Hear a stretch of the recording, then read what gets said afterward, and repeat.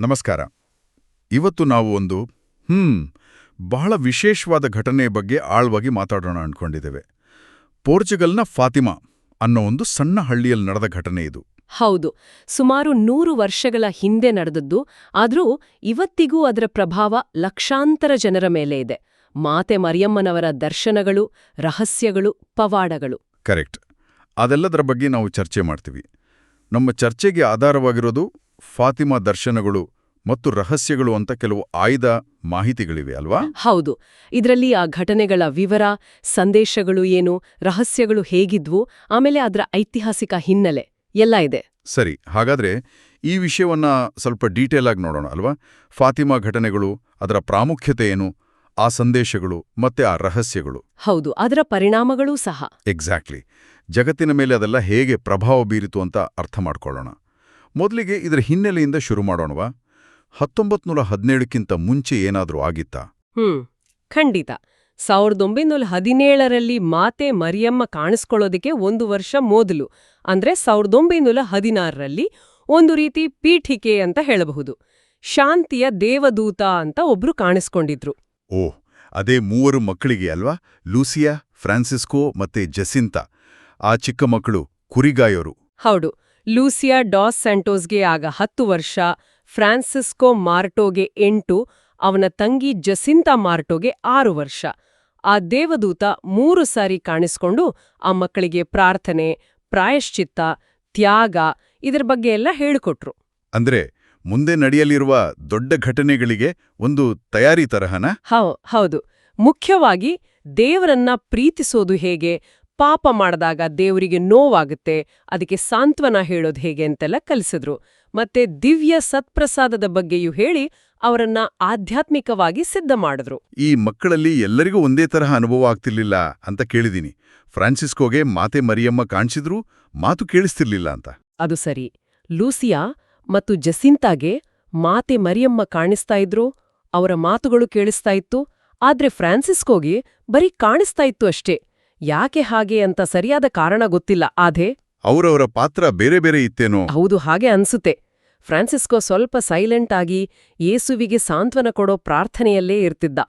ಜಸಿಂತಾಗೆ ಪಾಪಿಗಳು ಬದಲಾಗಬೇಕು ಅನ್ನೋ ಕಾಳಜಿ, ತ್ಯಾಗ ಮಾಡೋ ಮನೋಭಾವ ಜಾಸ್ತಿ.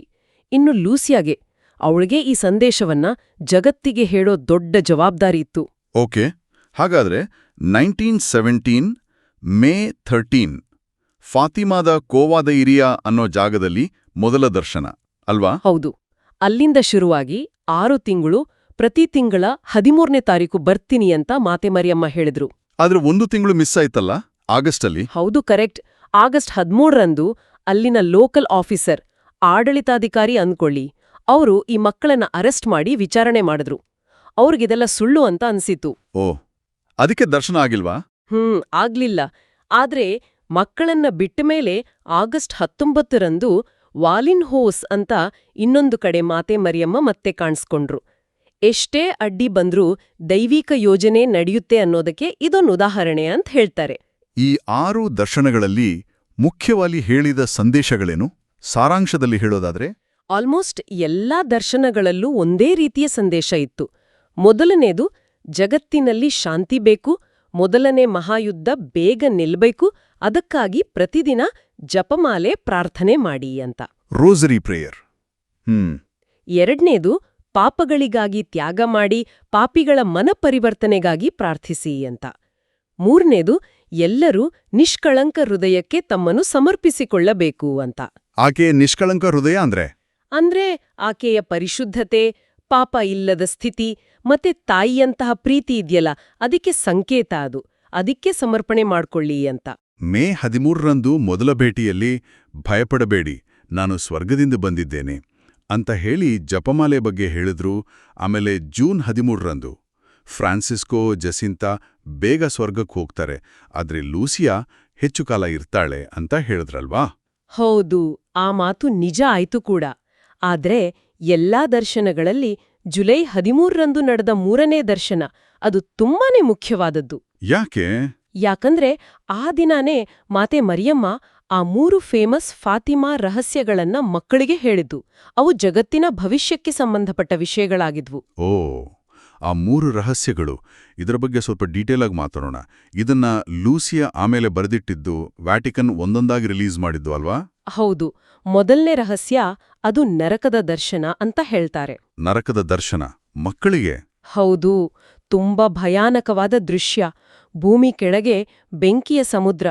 ಅದರಲ್ಲಿ ದೆವ್ವಗಳು, ಪಾಪಿಗಳ ಆತ್ಮಗಳು, ಅವುಗಳ ಯಾತನೆ, ಕಿರುಚಾಟ ಇದನ್ನೆಲ್ಲ ತೋರ್ಸಿದ್ರಂತೆ. ಅಯ್ಯೋ, ಇದರ ಉದ್ದೇಶ ಏನಾಗಿತ್ತು?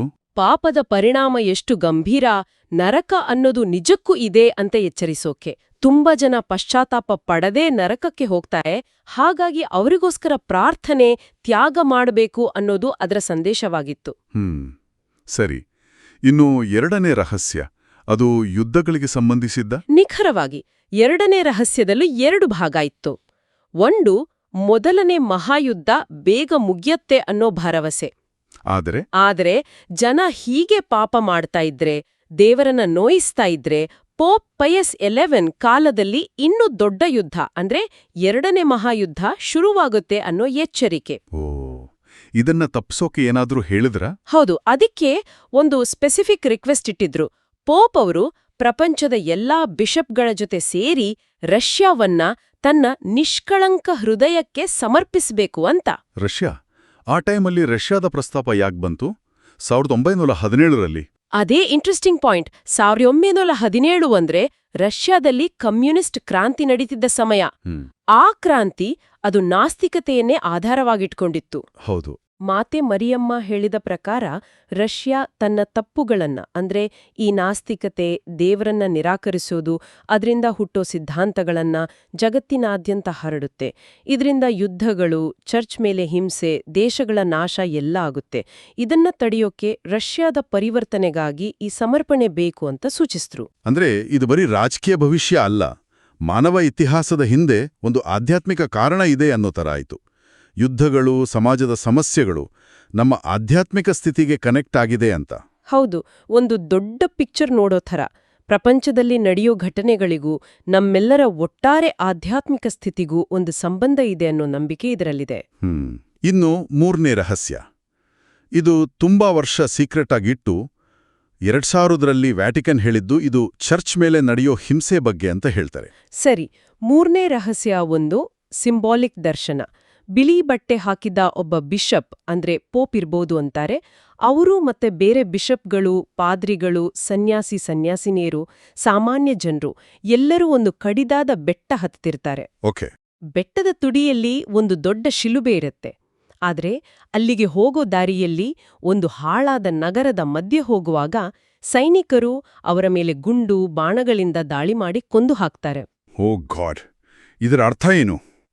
ಇದರ ಅಧಿಕೃತ ವ್ಯಾಖ್ಯಾನ ಏನಂದ್ರೆ, ಇದು 20ನೇ ಶತಮಾನದಲ್ಲಿ ಚರ್ಚ್ ಮತ್ತು ಕ್ರೈಸ್ತರು ಅನುಭವಿಸಿದ ಕಷ್ಟ, ಹಿಂಸೆ, ರಕ್ತ ಸಾಕ್ಷಿತ್ವವನ್ನ ತೋರಿಸುತ್ತೆ.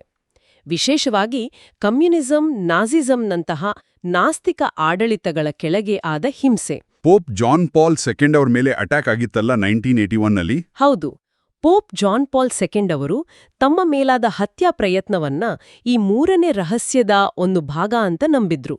ತಾನು ಬದುಕಿದ್ದೇ ಮಾತೆ ಮರಿಯಮ್ಮನಿಂದ ಅಂತಾನೂ ಹೇಳಿದ್ರು. ನಿಜಕ್ಕೂ ಈ ರಹಸ್ಯಗಳು ಬಹಳ ಗಂಭೀರವಾಗಿವೆ. ಸರಿ, ಈಗ ಅಕ್ಟೋಬರ್ 13, 1917ಕ್ಕೆ ಬರೋಣ. ಕೊನೆಯ ದರ್ಶನದ ದಿನ. ಸೂರ್ಯನ ಪವಾಡ ನಡೀತು ಅಂತ ಹೇಳ್ತಾರಲ್ಲ? ಖಂಡಿತ. ಅದೇ ಫಾತಿಮಾ ಘಟನೆಗಳ ಕ್ಲೈಮ್ಯಾಕ್ಸ್ ಇದ್ದ ಹಾಗೆ. ಒಂದು ರೀತಿ ದೇವ್ರು ಕೊಟ್ಟ ಸೀಲ್ ಅಂತಾನೂ ಹೇಳ್ಬೋದು. ಅಂದು ಖೋವಾದ ಏರಿಯಾದಲ್ಲಿ ಹತ್ತತ್ರ 70,000 ಜನ ಇದ್ರು. 70,000? ಹೌದು. ನಂಬಿಕೆ ಇರೋರು, ಸಂಶಯ ಇರೋರು, ಪತ್ರಕರ್ತರು ಎಲ್ರೂ. ಅಂದು ಮಾತೆ ಮರಿಯಮ್ಮ ತಮ್ಮನ್ನ ನಾನು ಜಪಮಾಲೆಯ ಮಾತೆ ಅಂತ ಪರಿಚಯಿಸ್ಕೊಂಡು ತಾನು ಮಾತು ಕೊಟ್ಟ ಹಾಗೆ ಒಂದು ಪವಾಡ ಆಗುತ್ತೆ ಅಂತ ಹೇಳಿದ್ರು. ಆ ಪವಾಡ, ಅದರ ಬಗ್ಗೆ ಕೇಳಿದ್ರೇನೆ ಮೈ ರೋಮಾಂಚನ ಆಗತ್ತೆ. ಹೀಗಿತ್ತು ಅದು? ಅಂದು ಬೆಳಿಗ್ಗೆಯಿಂದ ಜೋರ್ ಮಳೆ, ನೆಲವೆಲ್ಲ ಕೆಸರು. ದರ್ಶನ ಮುಗ್ದ ಮೇಲೆ ಮಳೆ ನಿಂತು ಮೋಡಗಳೆಲ್ಲ ಸರದುನು. ಆಗ ಸೂರ್ಯ ಆಕಾಶದಲ್ಲಿ ಒಂಥರ ವಿಚಿತ್ರವಾದಿ ಕಾಣಿಸಿದು. ಒಂದು ಬೆಳ್ಳಿ ತಟ್ಟೆ ತರ ಬರೀ ಗಣ್ಣಲ್ಲಿ ನೋಡಬಹುದಿತ್ತು. ಆಮೇಲೆ ಆ ಸೂರ್ಯನ್ ತಟ್ಟೆ ಇದೆಯಲ್ಲ, ಅದು ತನ್ನಲ್ಲೇ ತಾನು ಫಾಸ್ಟ್ ಆಗಿ ಗಿರಕಿ ಹೊಡೆಯಕ್ ಶುರು ಮಾಡ್ತು. ಕಾಮನಬಿಲ್ಲಿನ ಬಣ್ಣಗಳೆಲ್ಲ ಅದರಿಂದ ಚಿಮ್ಮುತ್ತಿತ್ತು. ಆಮೇಲೆ ಎಕ್ಸಾಕ್ಟ್ ಭಯಾನಕವಾಗಿ ಆ ಸೂರ್ಯ ಆಕಾಶದಿಂದ ಕೆಳಗೆ ಬೀಳೋ ಥರ ಡ್ಯಾನ್ಸ್ ಮಾಡ್ತಾ ಭೂಮಿ ಕಡೆಗೆ ವೇಗವಾಗಿ ಬರೋ ಥರ ಅನಿಸ್ತು ಎಲ್ರಿಗೂ. 70,000 ಜನ ಇದನ್ನ ನೋಡಿದ್ರು. ಅವ್ರ ರಿಯಾಕ್ಷನ್ ಹೇಗಿತ್ತು? ಉಸಿರು ನಿಂತು ಹೋಗಿರ್ಬೇಕಲ್ಲ? ಹೌದು. ಜನ ಗಾಬ್ರಿಯಾಗಿ ಅಯ್ಯೋ ಜಗತ್ತು ಮುಗಿತು ಅನ್ಕೊಂಡು ಕಿರಿಚಾಡ್ತಾ ಅಳ್ತಾ ಮೊಣಕಾಲೂರಿ ಪ್ರಾರ್ಥನೆ ಮಾಡಕ್ ಶುರು ಮಾಡಿದ್ರು. ಆದ್ರೆ ಸ್ವಲ್ಪ ಹೊತ್ತಲ್ಲೇ ಸೂರ್ಯ ಆ ಗಿರ್ಕಿ ಹೊಡೆಯೋದು ಡ್ಯಾನ್ಸ್ ಮಾಡೋದನ್ನೆಲ್ಲ ನಿಲ್ಲಿಸಿ ವಾಪಸ್ ತನ್ನ ಜಾಗಕ್ಕೆ ಹೋದ. ಎಲ್ಲಾ ಶಾಂತವಾಯ್ತು. ಆದ್ರೆ ಎಲ್ಲಕ್ಕಿಂತ ಆಶ್ಚರ್ಯ ಅಂದ್ರೆ ಅಷ್ಟು ಹೊತ್ತು ಮಳೆಯಲ್ಲಿ ನೆಂದು ಹೋಗಿದ್ದ ಜನರ ಬಟ್ಟೆ, ಕೆಸರಾಗಿದ್ದ ನೆಲ ಎಲ್ಲ ಕ್ಷಣದಲ್ಲಿ ಪೂರ್ತಿಯಾಗಿ ಒಣಗಿ ಹೋಗಿತ್ತು. ಇದು ನಿಜಕ್ಕೂ ನಂಬೋಕೆ ಕಷ್ಟ. ಆದರೆ ಇದನ್ನ ನೋಡಿದ ಸಾಕ್ಷಿಗಳು ಸಾವಿರಾರು ಜನ ಇದ್ರು ಅನ್ನೋದು ಮುಖ್ಯ. ಬರೀ ಆ ಮಕ್ಕಳು ಅಥವಾ ನಂಬಿಕೆ ಇರೋರು ಮಾತ್ರ ಅಲ್ಲ. ಕರೆಕ್ಟ್. ನಾಸ್ತಿಕರು, ಸೈಂಟಿಫಿಕ್ ಮನೋಭಾವದೋರು, ಪತ್ರಕರ್ತರು ಎಲ್ಲರೂ ನೋಡಿದ್ರು. ಅಷ್ಟೇ ಅಲ್ಲ, ಸುಮಾರು 40 ಕಿಲೋಮೀಟರ್ ದೂರದ ಊರುಗಳಲ್ಲೂ ಜನ ಸೂರ್ಯ ವಿಚಿತ್ರವಾಗಿ ಆಡ್ತಿದ್ದನ್ನ ನೋಡಿದ್ವಿ ಅಂತ ಹೇಳಿದ್ದಾರೆ. ಹೌದಾ? ಅಂದಿನ ಪೇಪರ್ಗಳಲ್ಲೆಲ್ಲ ಬಂದಿತ್ತಾ ಇದ್ರ ಬಗ್ಗೆ? ಖಂಡಿತ. ಪೋರ್ಚುಗಲ್ನ ಫೇಮಸ್ ಸೆಕ್ಯುಲಾ ಪೇಪರ್ ಓ ಸೆಕ್ಯುಲೋದಲ್ಲಿ ದೊಡ್ಡ ರಿಪೋರ್ಟ್ ಬಂದಿತ್ತು. ಇದನ್ನ ಬರೀ ಮಾಸ್ ಹಿಸ್ಟೀರಿಯಾ ಅಂದ್ರೆ ಸಾಮೂಹಿಕ ಭ್ರಮೆ ಅಥವಾ ಯಾವುದೋ ವಾತಾವರಣ ವಿಚಿತ್ರ ಅಂತ ಸುಲಭವಾಗಿ ತಳ್ಳಿಹಾಕೋಕೆ ಆಗ್ಲಿಲ್ಲ. ಯಾಕಂದ್ರೆ ಅಷ್ಟು ಜನ ನೋಡಿದ್ರು. ವಿವರಣೆಗಳೆಲ್ಲ ಆಲ್ಮೋಸ್ಟ್ ಒಂದೇ ತರಹ ಇತ್ತು. ಸೈಂಟಿಫಿಕ್ ಆಗಿ ಇದಕ್ಕೆ ಎಕ್ಸ್ಪ್ಲನೇಷನ್ ಸಿಕ್ಕಿಲ್ವಾ? ಇಲ್ಲ, ಪೂರ್ತಿಯಾಗಿ ಸಿಕ್ಕಿಲ್ಲ. ಅದಕ್ಕೆ ಕ್ಯಾಥೋಲಿಕ್ ಚರ್ಚ್ ಇದನ್ನ ಫಾತಿಮಾ ಸಂದೇಶಗಳಿಗೆ ದೇವ್ರು ಕೊಟ್ಟ ಸಪೋರ್ಟ್, ದೃಢೀಕರಣ ಅಂತ ಪರಿಗಣಿಸತ್ತೆ. ಸರಿ. ಇಷ್ಟೆಲ್ಲ ಆದ್ಮೇಲೆ ಆ 3 ಮಕ್ಕಳ ಜೀವನ ಏನಾಯ್ತು? ಮಾತೆ ಮರಿಯಮ್ಮ ಹೇಳ್ದಾಗೆ ನಡೀತಾ? ಹೌದು, ಹಾಗೇನೇ ಆಯ್ತು. ಫ್ರಾನ್ಸಿಸ್ಕೋ ಮತ್ತೆ ಜಸಿಂತಾ ಇಬ್ರು ದರ್ಶನಗಳಾದ ಕೆಲವೇ ವರ್ಷಗಳಲ್ಲಿ ತೀರ್ಕೊಂಡ್ರು. ಆಗ ಸ್ಪ್ಯಾನಿಷ್ ಫ್ಲೂ ಬಂದಿತ್ತಲ್ಲ 1918-19ರಲ್ಲಿ. ಓ ಹೌದು. ಅದರಿಂದಾಗಿ ಫ್ರಾನ್ಸಿಸ್ಕೋ 1919ರಲ್ಲಿ 11ನೇ ವಯಸ್ಸಲ್ಲಿ ಹೋದ. ಜಸಿಂತಾ ಸ್ವಲ್ಪ ಜಾಸ್ತಿ ಕಷ್ಟಪಟ್ಟು 1920ರಲ್ಲಿ 9ನೇ ವಯಸ್ಸಲ್ಲಿ ತೀರ್ಕೊಂಡ್ಲು. ಅವರ ಚಿಕ್ಕ ವಯಸ್ಸಿನಲ್ಲೇ ಅವರು ತೋರಿಸಿದ ನಂಬಿಕೆ, ತ್ಯಾಗ, ಪ್ರಾರ್ಥನೆಗಾಗಿ ಆಮೇಲೆ ಅವರಿಬ್ರು ಸಂತರು ಅಂತ ಚರ್ಚ್ ಘೋಷಿಸ್ತು. 9 ವರ್ಷದ ಮಗು ಸಂತ ಪದವಿಗೆ? ಹೌದು. ಜಸಿಂತಾ ಹುತಾತ್ಮಳಲ್ಲದ ಅತ್ಯಂತ ಚಿಕ್ಕ ವಯಸ್ಸಿನ ಸಂತರಲ್ಲಿ ಒಬ್ಬಳು. ಅವರು ತಮ್ಮ ಕಷ್ಟಗಳನ್ನೆಲ್ಲ ಪಾಪಿಗಳ ಪರಿವರ್ತನೆಗಾಗಿ ಯುದ್ಧ ನಿಲ್ಲಿ ಅಂತ ಅರ್ಪಿಸ್ತಿದ್ರು. ಇನ್ನು ಲೂಸಿಯಾ ಅವರು ಬಹಳ ವರ್ಷ ಬದುಕಿದ್ರು ಅಲ್ವಾ? ಹೌದು. ಮಾತೆ ಮರಿಯಮ್ಮ ಹೇಳಿದ ಹಾಗೆ ಲೂಸಿಯಾ ತುಂಬಾ ವರ್ಷ ಬದುಕಿದ್ರು.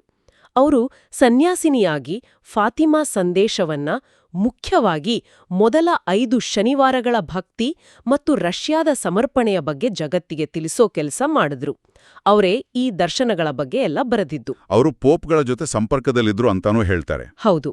3 ಪೋಪ್ಗಳ ಜೊತೆ ಪಯಸ್ 12, ಪಾಲ್ 6 ಮತ್ತು ಮುಖ್ಯವಾಗಿ ಜಾನ್ ಪಾಲ್ 2 ಇವರ ಜೊತೆ ನೇರ ಸಂಪರ್ಕ ಇತ್ತು. ಕೊನೆಗೆ 2005ರಲ್ಲಿ ತಮ್ಮ 97ನೇ ವಯಸ್ಸಲ್ಲಿ ತೀರಿಕೊಂಡ್ರು. ಆ 2ನೇ ರಹಸ್ಯದಲ್ಲಿ ಹೇಳಿದ ರಷ್ಯಾದ ಸಮರ್ಪಣೆ ಬಗ್ಗೆ ಇನ್ನೊಂದ್ಸಲ ಮಾತಾಡೋಣ. ಪೋಪ್ ಜಾನ್ ಪಾಲ್ 2 ಅದನ್ನ 1984ರಲ್ಲಿ ಮಾಡಿದ್ರು ಅಂತ ಹೇಳಿದ್ರಿ. ಮಾರ್ಚ್ 25ರಂದು ಪೋಪ್ ಜಾನ್ ಪಾಲ್ 2 ಅವರು ರೋಮಲ್ಲಿ ಪ್ರಪಂಚದ ಎಲ್ಲ ಬಿಷಪ್ಸ್ಗರ ಜೊತೆ ಸೇರಿ ಅವರವರ ಜಾಗದಿಂದಲೇ ಇಡೀ ಜಗತ್ತನ್ನ ಮತ್ತು ಸ್ಪೆಸಿಫಿಕ್ ಆಗಿ ರಷ್ಯಾವನ್ನ ಮಾತೆ ಮರಿಯಮ್ಮನ ನಿಷ್ಕಳಂಕ ಹೃದಯಕ್ಕೆ ಸಮರ್ಪಣೆ ಮಾಡಿದ್ರು. ಇದನ್ನ ಸಿಸ್ಟರ್ ಲೂಸಿಯಾ ಕೂಡ ಒಪ್ಕೊಂಡ್ರ? ಹೌದು. ಸಿಸ್ಟರ್ ಲೂಸಿಯಾ ಇದು ಫಾತಿಮಾದಲ್ಲಿ ಕೇಳಿದ ಪ್ರಕಾರನೇ ಆಗಿದೆ ಅಂತ ದೃಢಪಡಿಸಿದ್ರು. ಇದರ ನಂತರ ಏನಾದ್ರೂ ಪರಿಣಾಮ ಆಯ್ತಾ? ನಂಬೋರೇನ್ ಹೇಳ್ತಾರೆ? ಇದು ಬಹಳ ಚರ್ಚೆಯ ವಿಷಯ. ಆದ್ರೆ ಟೈಮ್ಲೈನ್ ನೋಡಿದ್ರೆ 1984ರ ಈ ಸಮರ್ಪಣೆ ಆದ ಕೆಲವೇ ವರ್ಷಗಳಲ್ಲಿ, ಅಂದ್ರೆ 1989ನಲ್ಲಿ ಬರ್ಲಿನ್ ಗೋಡೆ ಬಿತ್ತು. ಹೌದು. ಪೂರ್ವ ಯುರೋಪ್ನಲ್ಲಿ ಕಮ್ಯುನಿಸ್ಟ್ ಸರ್ಕಾರಗಳು ಹೋದ್ವು. 1991ನಲ್ಲಿ ಸೋವಿಯತ್ ಯೂನಿಯನ್ ಡಿಸಾಲ್ವ್ ಆಯ್ತು. ಫಾತಿಮಾ ಸಂದೇಶವನ್ನ ನಂಬೋರು ಇದನ್ನೆಲ್ಲ ಆ ಸಮರ್ಪಣೆಯ ಫಲ, ಮಾತೆ ಮರಿಯಮ್ಮನ ಸಹಾಯದಿಂದ ದೇವ್ರು ಮಾಡಿದ ಕೆಲ್ಸ ಅಂತ ನೋಡ್ತಾರೆ. ಐತಿಹಾಸಿಕ ಘಟನೆಗಳು ಮತ್ತು ಆಧ್ಯಾತ್ಮಿಕ ನಂಬಿಕೆಗಳ ನಡುವೆ ಇರೋ ಕನೆಕ್ಷನ್ ಬಗ್ಗೆ ಇದು ಯೋಚನೆ ಮಾಡೋ ಹಾಗೆ ಮಾಡುತ್ತೆ. ಖಂಡಿತ. ಕೊನೆಯದಾಗಿ ಕ್ಯಾಥೋಲಿಕ್ ಚರ್ಚ್ ಅಧಿಕೃತವಾಗಿ ಇದನ್ನ ಯಾವಾಗ ಒಪ್ಪಿಕೊಂತು? ಅಲ್ಲಿನ ಬಿಷಪ್ ಒಂದು ಕಮಿಟಿ ನೇಮಿಸಿ ತುಂಬಾ ಡೀಟೇಲ್ ಆಗಿ ಇನ್ವೆಸ್ಟಿಗೇಷನ್ ಮಾಡಿಸಿದ್ರು. ಸಾಕ್ಷಿಗರ ವಿಚಾರಣೆ, ಮೆಡಿಕಲ್ ಮತ್ತು ಸೈಂಟಿಫಿಕ್ ಅನಾಲಿಸಿಸ್, ಥಿಯೋಲಾಜಿಕಲ್ ಸ್ಟಡಿ ಎಲ್ಲನೂ ಮಾಡಿದ್ರು. ಕೊನೆಗೆ 1930 ಅಕ್ಟೋಬರ್ 13ರಂದು ಲೇರಿಯಾದ ಬಿಷಪ್ ಈ ದರ್ಶನಗಳು ಅಲೌಕಿಕ ಅಂದ್ರೆ ನಂಬಲು ಯೋಗ್ಯ ವರ್ದಿ ಆಫ್ ಬಿಲೀಫ್ ಅಂತ ಅಫಿಷಿಯಲ್ ಆಗಿ ಡಿಕ್ಲೇರ್ ಮಾಡಿದ್ರು. ನಂಬಲು ಯೋಗ್ಯ ಅಂದ್ರೆ ನಂಬಲೇಬೇಕು ಅಂತ ಅಲ್ವಾ? ಇಲ್ಲ, ಅದು ಕಂಪಲ್ಸರಿ ಡಾಕ್ಟ್ರಿನ್ ಅಲ್ಲ. ಅಂದ್ರೆ ಕ್ಯಾಥೊಲಿಕ್ ನಂಬಿಕೆಯ ಭಾಗವಾಗಿ ಇದನ್ನ ನಂಬಬಹುದು, ಅದಕ್ಕೆ ಅನುಮತಿ ಇದೆ. ಆದ್ರೆ ನಂಬಲೇಬೇಕು ಅಂತ ಒತ್ತಾಯ ಇಲ್ಲ. ಆದ್ರೂ ಆಮೇಲೆ ಬಂದ ಪೋಪ್ಗಳೆಲ್ಲ ಫಾತಿಮಾಗೆ ಪ್ರಾಮುಖ್ಯತೆ ಕೊಟ್ಟಿದ್ದಾರೆ. ಈಗಂತೂ ಫಾತಿಮಾ ಪ್ರಪಂಚದ ಅತಿ ದೊಡ್ಡ ಯಾತ್ರಾ ಸ್ಥಳಗಳಲ್ಲಿ ಒಂದು. ಹಾಗಾದ್ರೆ ಒಟ್ಟಾರೆಯಾಗಿ ನೋಡಿದ್ರೆ ಫಾತಿಮಾದ ಈ ಇಡೀ ಕಥೆ 1 ಶತಮಾನ ಆದರೂ ಪ್ರಾರ್ಥನೆ ಮಾಡಬೇಕು, ಪಾಪಕ್ಕೆ ಪಶ್ಚಾತ್ತಾಪ ಪಡಬೇಕು, ಬೇರೆಯವರಿಗಾಗಿ ತ್ಯಾಗ ಮಾಡಬೇಕು, ಜಗತ್ತಲ್ಲಿ ಶಾಂತಿ ಇರಬೇಕು ಅನ್ನೋ ಸಂದೇಶವನ್ನ ಕೊಡ್ತಾನೇ ಇದೆ. ಹೌದು, ವಿಶೇಷವಾಗಿ ಮಾತೆ ಮರಿಯಮ್ಮನ ನಿಷ್ಕಳಂಕ ಹೃದಯದ ಭಕ್ತಿ ಮೂಲಕ ದೇವರಿಗೆ ಹತ್ತಿರ ಆಗಬಹುದು ಅನ್ನೋ ದಾರಿಯನ್ನ ಇದು ತೋರ್ಸತ್ತೆ. ನಮ್ಮ ವೈಯಕ್ತಿಕ ಆಧ್ಯಾತ್ಮಿಕತೆಗೂ ಜಗತ್ತಿನಲ್ಲಿ ನಡೆಯೋ ಘಟನೆಗಳಿಗೂ ಏನಾದ್ರೂ ಸಂಬಂಧ ಇದೆಯಾ ಅಂತ ಯೋಚನೆ ಮಾಡೋ ಹಾಗೆ ಮಾಡುತ್ತೆ. 1 ಶತಮಾನದ ಹಿಂದೆ ಹೇಳಿದ ಮಾತುಗಳು ಇವತ್ತಿನ ಜಗತ್ತಿಗೆ ಎಷ್ಟರ ಮಟ್ಟಿಗೆ ಅನ್ವಯ ಆಗ್ಬೋದು ಅನ್ನೋ ಪ್ರಶ್ನೆಯೂ ಇದೆ. ನಿಜ. ಯುದ್ಧ, ಹಿಂಸೆ, ನಂಬಿಕೆ ಕಡಿಮೆ ಆಗ್ತಿರೋದು, ಈ ತರಹದ ಸಮಸ್ಯೆಗಳು ಇವತ್ತಿಗೂ ಇವೆ. ಖಂಡಿತವಾಗಿಯೂ. ಹಾಗಾದ್ರೆ ನಮ್ಮ ಕೇಳುಗರಿಗೆ ಒಂದು ಕೊನೆಯ ಚಿಂತನೆಯೊಂದಿಗೆ ಮುಗಿಸೋಣ. ಫಾತಿಮಾದಲ್ಲಿ 100 ವರ್ಷಗಳ ಹಿಂದೆ ಕೊಟ್ಟ ಸಂದೇಶಗಳು, ಯುದ್ಧ, ಹಿಂಸೆ, ನಂಬಿಕೆಯ ಸವಾಲುಗಳು, ಪರಿವರ್ತನೆಯ ಅಗತ್ಯ, ಇವೆಲ್ಲ ಇವತ್ತಿನ ನಮ್ಮ ಜಗತ್ತಿಗೆ, ನಮ್ಮ ಸಮಾಜಕ್ಕೆ, ನಮ್ಮ ವೈಯಕ್ತಿಕ ಜೀವನಕ್ಕೆ ಹೇಗೆ ಸಂಬಂಧಪಟ್ಟಿರ್ಬೋದು? ಮತ್ತು ಈ ರೀತಿ ಅಲೌಕಿಕ ಅಂತ ಹೇಳಲಾಗೋ ಘಟನೆಗಳು ನಮ್ಮ ನಂಬಿಕೆ, ಸಮಾಜದ ಮನಸ್ಥಿತಿ ಮತ್ತು ಜಾಗತಿಕ ವಿದ್ಯಮಾನಗಳ ನಡುವಿನ ಸಂಕೀರ್ಣ ಸಂಬಂಧದ ಬಗ್ಗೆ ಯಾವ ತರಹದ ಯೋಚನೆಗಳನ್ನು ಹುಟ್ಟುಹಾಕುತ್ತವೆ? ಪ್ರಿಯರೇ, ಈ ಚಾನೆಲ್ ಅನ್ನು ಸಬ್ಸ್ಕ್ರೈಬ್ ಮಾಡಿ ಪ್ರತಿದಿನ ದೇವರ ವಾಕ್ಯವನ್ನು ಆಲಿಸುತ್ತಾ ಅದನ್ನು ಇತರರೊಂದಿಗೆ ಹಂಚಿಕೊಳ್ಳಲು ನಮಗೆ ನೆರವಾಗಿರಿ. ಧನ್ಯವಾದಗಳು.